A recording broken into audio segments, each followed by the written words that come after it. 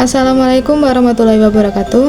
Halo semuanya, kami dari kelompok 5 akan mempresentasikan materi mengenai sistem akuntansi dan buku pembantu. Sebelumnya, di sini saya akan memperkenalkan teman-teman saya.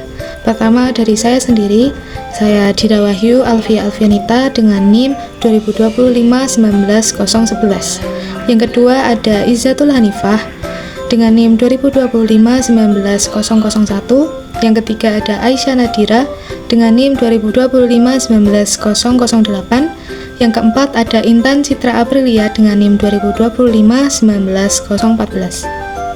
Kami dari Prodi Bisnis Kewirausahaan. Mari kita simak pemaparan materi mengenai sistem akuntansi dan buku pembantu.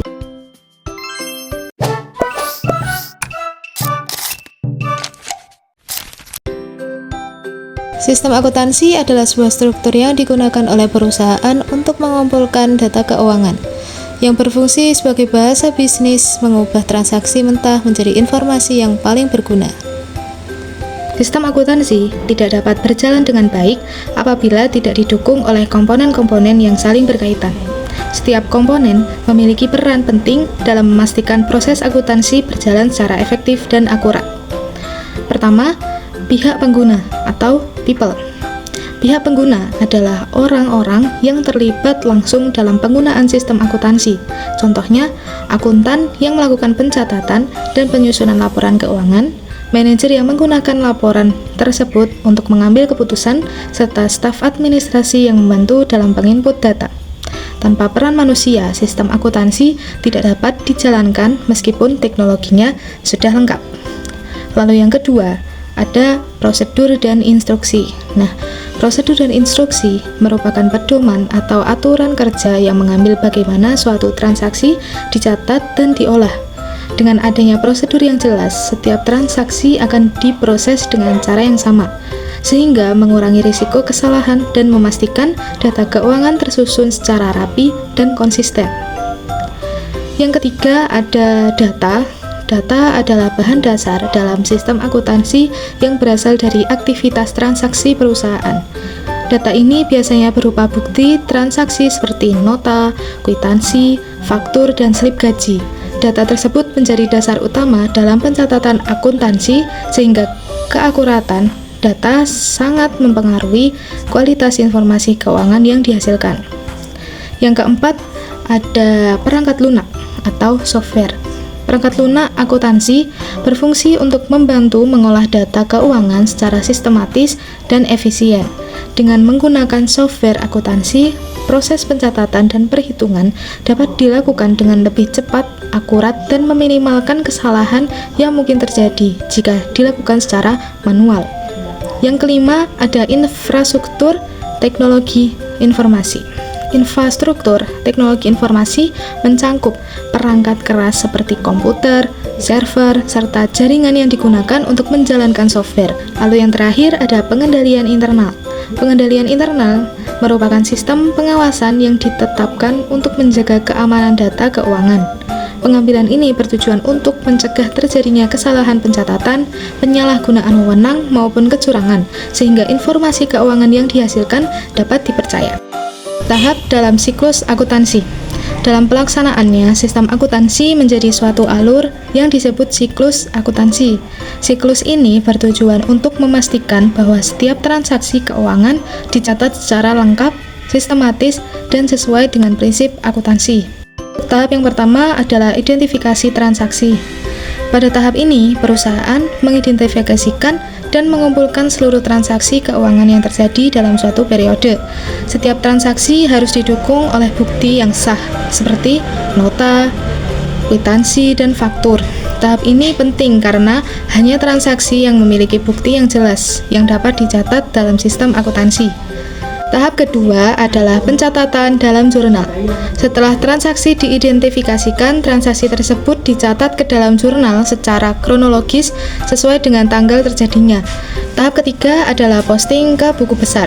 Pada tahap ini, seluruh transaksi yang telah dicatat dalam jurnal dipindahkan ke buku besar.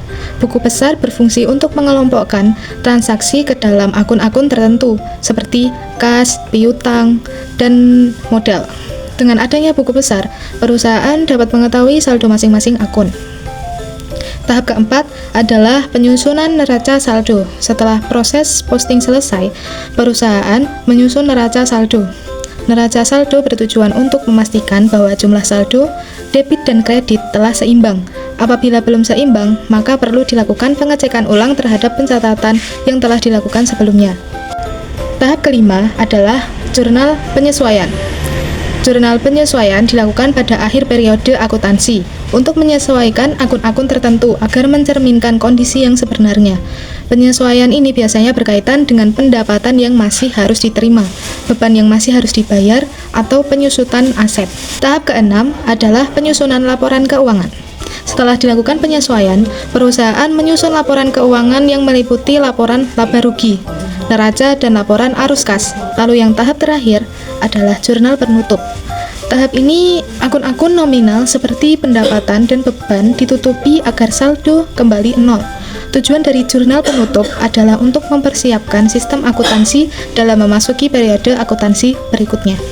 Manfaat sistem akuntansi bagi perusahaan: akurasi data, mengurangi risiko kesalahan manusia dibanding pencatatan manual, efisiensi waktu, mempercepat proses penyusunan laporan keuangan secara otomatis, kepatuhan pajak, mempermudah perhitungan pajak berdasarkan data transaksi yang rapi, pengambilan keputusan, memberikan gambaran secara real-time mengenai kesehatan finansial perusahaan untuk strategi masa depan.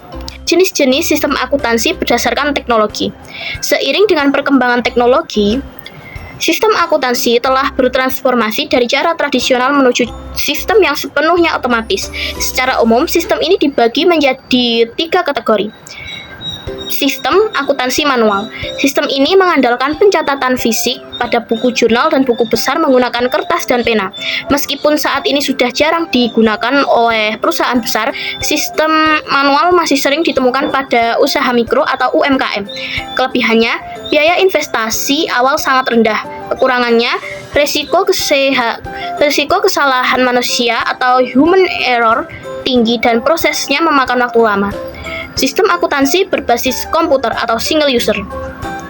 Sistem ini menggunakan perangkat lunak akuntansi yang diinstal pada satu komputer saja. Contohnya adalah penggunaan spreadsheet, Excel, atau aplikasi akuntansi sederhana seperti QuickBooks versi desktop. Selanjutnya yang C, sistem akuntansi berbasis cloud atau enterprise resource planning. Ini adalah sistem paling modern di mana data disimpan di server pusat dan dapat diakses dari mana saja melalui internet. Contoh populer termasuk SAP, Oracle, atau aplikasi lokal seperti Journal ID dan Akurat Online. Kelebihannya, data bersifat real-time, keamanan data lebih terjamin dengan enkripsi, dan memungkinkan integrasi antar departemen. Misalnya, bagian gudang langsung terhubung dengan bagian keuangan. Kekurangannya memerlukan biaya langganan dan ketergantungan pada koneksi internet. Buku pembantu, atau sering disebut buku besar pembantu, adalah perpanjangan dari buku besar umum yang digunakan untuk mencatat rincian spesifik dari akun tertentu. Jika buku besar umum hanya menunjukkan total saldo, maka buku pembantu akan menunjukkan rinciannya. Selanjutnya, ada manfaat menggunakan buku pembantu. Yang pertama, memudahkan pencarian informasi.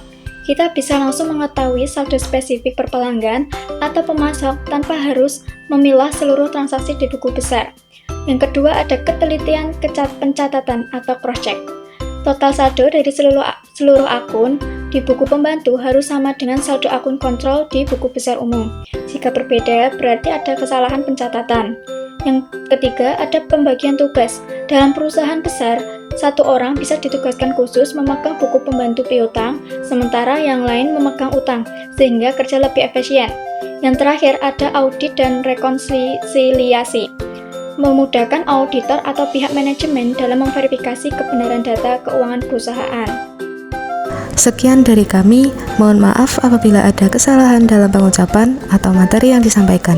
Semoga apa yang kami sampaikan ini dapat bermanfaat bagi kita semua. Terima kasih. Wassalamualaikum warahmatullahi wabarakatuh.